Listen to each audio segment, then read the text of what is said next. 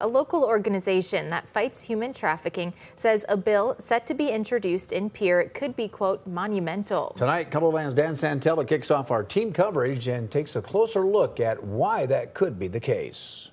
When lawmakers return to Pierre, they'll decide whether to increase the consequences for human trafficking in South Dakota. I think it has the potential to be a monumental win for victims of human trafficking. By making South Dakota law consistent with federal law, including on mandatory minimums, I think and I hope that we'll see a lot more victims see justice at the state level.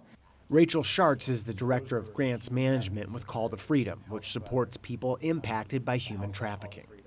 The proposed legislation would require mandatory minimum sentences without the possibility of suspending the sentence.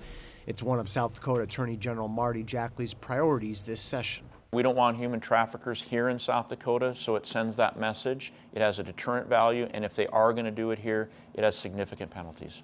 Nevertheless, this is just legislation. Schartz says it would by no means resolve the issue on its own. It's going to take comprehensive education for states' attorneys, law enforcement, judges, and all other criminal justice stakeholders at the local and state level to really deeply understand what human trafficking is and how to build, prosecute, and sentence a case effectively.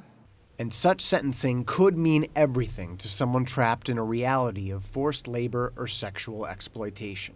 I think when you look at historically, we have never at the state level had a successful conviction of human trafficking.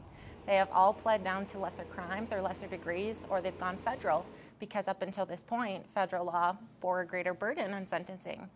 So I think it's huge. We have seen far too many victims and survivors of human trafficking never see justice. Dan Santella, KELOLAND News.